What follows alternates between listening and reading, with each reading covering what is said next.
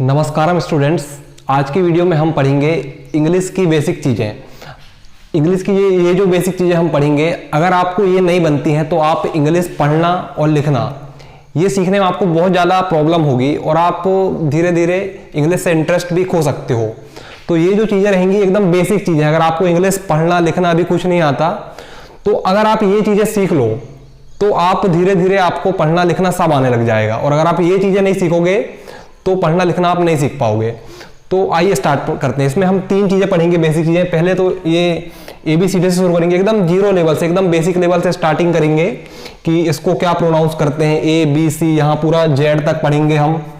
उसके बाद पढ़ेंगे जो हिंदी के स्वर होते हैं, आ, बड़ा आ खुशी का तक, इनको इंग्लिश में क्या बोलते हैं। जैसे A है तो इसको हम ये मात्रा भी देखेंगे कि इसकी मात्रा क्या होती है। जैसे हिंदी में नाम लिखा हुआ होता है किसी का तो उसमें आ की मात्रा लगी रहती है, छोटी ई की मात्रा लगी हुई होती है। तो उन मात्राओं को इंग्लिश में क्या लिखते हैं वो देखेंगे।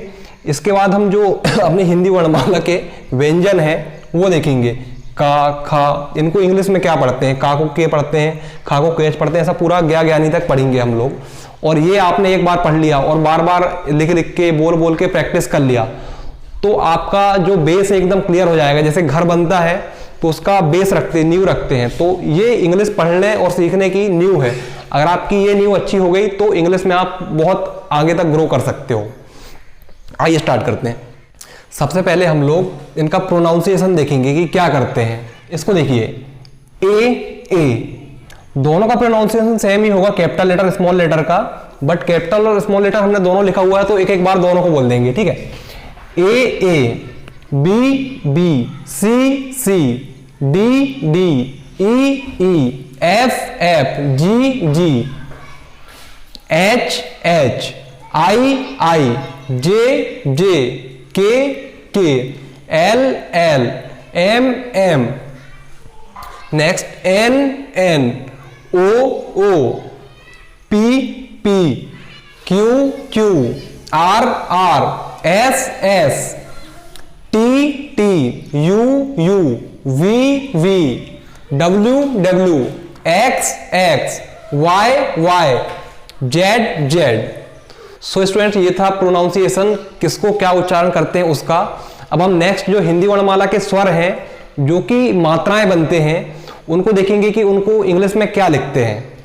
क्योंकि जब हम किसी भी हिंदी के शब्द को इंग्लिश में ट्रांसलेट करते हैं या किसी इंग्लिश के शब्द को हिंदी में पढ़ने की कोशिश करते हैं तो उसमें ये जो डबल ई लिखा होता है, आई लिखा होता है कहीं कहीं, तो उसको क्या उच्चारण करना है। अगर हमको ये सब पता है किसको क्या बोलते हैं तो हम अच्छे से कर पाएंगे।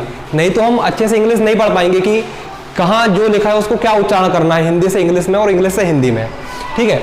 तो आइए सबसे पहले छोटा आ को पढ़ेंगे ए। हिंदी में अगर आ लिखा हो तो उसका मतलब ए होगा और अगर इंग्लिश में ए लिखा हो तो उसको हम आ पढ़ेंगे। फिर बड़ा आ है तो उसको डबल ए लिखेंगे और बड़ा डबल इंग्लिश से दिख जाए तो उसको बड़ा आ पढ़ेंगे। फिर छोटी ई अगर कहीं दिख जाए तो उसका इंग्लिश में हम आई लिखेंगे और बड़ी ई कहीं दिख जाए तो उसको इंग्लिश में हम डबल ई लिखेंगे। ऐसे ही ऊ दिख जाए तो उसको यू लिखेंगे और बड़ा ऊ दिख जाए तो उसको डबल ओ लिखेंगे। यहाँ पे मात्रा नहीं लिखा है मैंने, एक मिनट। यहाँ जो ऊ की मात्रा होती है वो छोटे ऊ की होती है और जो बड़ा ऊ है उसमें बड़ा ऊ की मात्रा होती है। तो अगर बड़ा ऊ की मात्रा हो तो डबल ओ आएगा और छोटे ऊ की मात्रा हो तो यू आएगा, ठीक है। उसके बाद नेक्स्ट ए, अगर छोटा ए दिख जाए तो ई आएगा। जहां पे भी छोटा ए की मात्रा हो या ए लिखा हो तो वहां पे हम ई लिखेंगे और जहां पे बड़ा ए की मात्रा हो तो वहां ए आई लिखेंगे। ए आई दिख गया उसका मतलब बड़े की मात्रा लगी हुई है।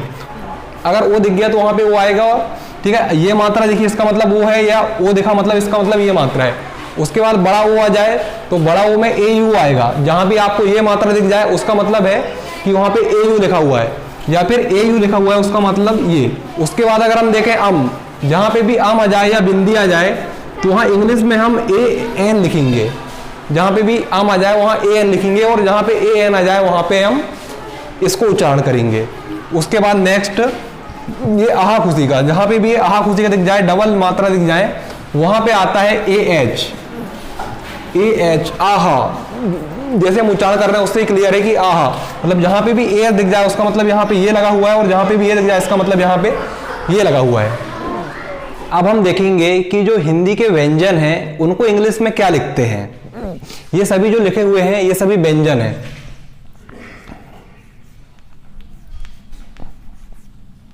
व्यंजन, व्यंजन मतलब कॉन्सोनेंट। तो ये सारे जो व्यंजन हैं इनको इंग्लिश में क्या लिखते हैं ये हम देखेंगे, ताकि अगर आपको हिंदी से इंग्लिश में ट्रांसलेट करना हो तो जैसे हिंदी में आपको कहीं भी का लिखा दिख जाए तो आप उसको इंग्लिश में के लिख सकते हैं। ऐसे जब आपको सभी हिंदी व्यंजन के इंग्लिश में मतलब पता होगा तो आप किसी भी हिंदी शब्द को, हिंदी वाक्य को इंग्लिश में आसानी से ट्रांसलेट कर सकते हैं। तो आइए देखते हैं। यहाँ पे जो का है उसका मतलब के ए हो रहा है। अब आपके मन में हो सकता है ये सवाल आता हो कि यहाँ पे के तो आया है के लिए, लेकिन ये ए क्यों आया है। तो ए आने का एक रीजन है, वो ये है कि जो व्यंजन होते हैं, व्यंजन ये स्वरों से मिलके बनते हैं। जैसे ये का है तो ये का ऐसे मिलके बनता है। ये का आधा लिखा हुआ होता है प्लस ये आ स्वर लिखा हुआ होता है। तो का को इंग्लिश में के बोलते हैं और जो ए है उसको इंग्लिश में ए बोलते हैं। इसलिए जो का है उसको इंग्लिश में हम के ए लिखते हैं। ठीक है। इसके बाद देखेंगे खा। तो खा जब भी हिंदी में दिख जाए उसको के एच ए लिखेंगे। फिर गा जहां भी दिख जाए उसको जी ए लिखेंगे। फिर ऐसे ही घा जी एच ए लिखेंगे। इंगा, इंगा को जी एन ए लिखेंगे। चा को सी एच ए लिखेंगे। छा को सी डबल एच ए लिखेंगे। झा को जे लिखेंगे। झा को जे एच ए लिखेंगे। देन वा पंजे को वाई ए एन लिखेंगे। टा को टी ए लिखेंगे। ठा को टी एच ए लिखेंगे। फिर डा को डी ए लिखेंगे। फिर डा ढक्कन को डी एच ए लिखेंगे। अड़ा बांध को एन ए लिखेंगे। ता को टी ए लिखेंगे। था को टी एच ए लिखेंगे। दा को डी ए लिखेंगे। देन हम था को डी एच ए लिखेंगे। फिर ना को एन ए लिखेंगे। आ को पी ए लिखेंगे। फिर फा को पी एच लिखेंगे, पी एच ए लिखेंगे। फा को पी एच ए लिखेंगे, लेकिन फा को कई जगह एफ भी लिखा हुआ होता है। जो उर्दू का जो शब्द रहता है फा, उसमें ये बिंदी लगी हुई होती है हल्की सी। अगर वो जहां भी आ जाए तो उसके लिए एफ ए लिखेंगे, और अगर फा ही आए तो उसके लिए पी एच ए लिखेंगे। देन उसके बाद बा आ जाए तो बा के लिए बी ए लिखेंगे। भा के लिए बी एच ए। माँ के लिए एम ए। देन या के लिए वाई ए। और आर के लिए आर ए के लिए रा। इसके बाद जो हमारे व्यंजन रह गए हैं उनको देखते हैं। आइए, आर पे हमने देखा था जो रा है उसको आर ए लिखते हैं। उसके बाद जो ला है उसको एल लिखेंगे। अगर हिंदी में ला लिखा हुआ तो उसको इंग्लिश में अपन एल ए लिखेंगे। उसके बाद वा, जब भी वा आ जाए तो उसको वी ए लिखेंगे। उसके बाद सा जहां भी आ जाए एस एच लिखेंगे। ये सीटी वाला सा या सतकुड़ वाला सा है, दोनों के लिए एस एच ए ही आता है। और उसके बाद ये जो सा लिखा हुआ है सरवते वाला सा, इसके लिए एस आता है ओनली। इसके बाद जो हा है उसके लिए एच ए आता है। फिर एक छतरी के लिए के एस एच ए आता है। जो एक छतरी है उसके लिए के एस एच आता है। और के एस एच ए भी इसलिए आता है क्योंकि जो छा छतरी का है ये आधा का और सा से मिलके बना हुआ होता है। आधा का और सा से, तो आधा का के लिए के आता है और ये सा के लिए एस एच ए आता है। इसलिए एक छतरी के लिए के एस एच ए लिखते हैं। उसके बाद देखेंगे त्रा त्रिशूल का। त्रा त्रिशूल के लिए आता है टी आर ए। फिर लास्ट ज्ञा ज्ञानी का। ज्ञा ज्ञानी के लिए आता है जी वाई ए। जहाँ पे भी ज्ञा ज्ञानी दिख जाए उसके लिए हम जी वाई लिखेंगे। तो ये हमने ए बी सी डी, उसके बाद जो हिंदी के स्वर है उनको इंग्लिश में, स्वर और मात्राएं दोनों को इंग्लिश में क्या कहते हैं वो देखा। उसके बाद हमने देखा कि जो व्यंजन है उनको, जो हिंदी के व्यंजन उनको इंग्लिश में कैसे लिख सकते हैं। मतलब जो बेसिक चीज़ें थी वो हमने सारी कंप्लीट देख ली है। अब आपको इनको अच्छे से प्रैक्टिस करना है लिख के कि किसको क्या बोलते हैं। अगर आपको ये सारी चीज़ें एक बार याद हो जाएं फिर किसी भी आप हिंदी के शब्द को इंग्लिश में आसानी से चेंज कर सकते हो। जैसा अगर हम एक छोटा सा एग्जाम्पल देखें, अगर जैसे हमको कमल लिखना है, मान लीजिए कमल, इसको अगर हमको इंग्लिश से लिखना है तो जैसे हमको के को पता है कि के को क्या बोलते हैं, के ए। फिर माँ को क्या बोलते हैं, का को बोलते हैं के ए। फिर माँ को बोलते हैं एम ए। उसके बाद ला को क्या बोलते हैं, एल, यहाँ पे स्मॉल आएगा एल ए। तो ये हम नॉर्मली ट्रांसलेट कर सकते हैं, लेकिन यहाँ पे एल ए नहीं आएगा, लास्ट में सिर्फ एल आएगा, ए नहीं आएगा, क्योंकि अगर यहाँ पे ए लिख देंगे तो यहाँ पे ये कमला हो जाएगा। तो इसलिए ये लास्ट में ए नहीं लिखते। जब भी हम ऐसा ट्रांसलेट करते हैं तो जो भी बीच वाले शब्द हैं उनके लिए हम लगाते हैं ए, लेकिन लास्ट वाले के नहीं लगाते, क्योंकि यहाँ पे अगर और कोई मात्रा आ जाती कमली तो यहाँ पे डबल ई लिखना पड़ता हमें। इसलिए जो लास्ट वाला है उसको छोड़ देते हैं। तो ऐसे कमल को ऐसे लिख देंगे। ऐसे ही आप छोटे छोटे शब्दों की प्रैक्टिस कीजिए धीरे धीरे। जब धीरे धीरे प्रैक्टिस करने लगेंगे आप, तो धीरे धीरे आपको हिंदी से इंग्लिश में, या जो इंग्लिश से लिखा हुआ उसको भी हिंदी में पढ़ते आ जाएगा। जैसे अगर मान लीजिए हम इसको ही हिंदी में पढ़ने की कोशिश करें, तो इसको हम पढ़ेंगे का, फिर इसको माँ और इसको ला, कमल। तो ऐसे ही हिंदी से इंग्लिश और इंग्लिश से हिंदी में हम ट्रांसलेट कर सकते हैं।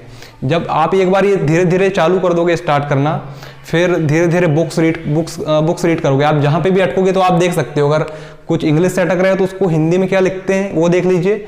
अगर हिंदी में अटक रहे हैं तो हिंदी से इंग्लिश में ट्रांसलेट करने में अटक रहे हैं तो वहाँ पे आप देख लीजिए कि जो हिंदी वाला है उसको इंग्लिश में क्या बोलते हैं। ऐसे धीरे धीरे जब आप प्रैक्टिस करोगे तो आपको हिंदी पढ़ना और बोलना दोनों आ जाएगी। ओके फ्रेंड्स, आज की वीडियो में इतना ही। फिर मिलते हैं नेक्स्ट वीडियो में किसी नए टॉपिक के साथ। जय हिंद।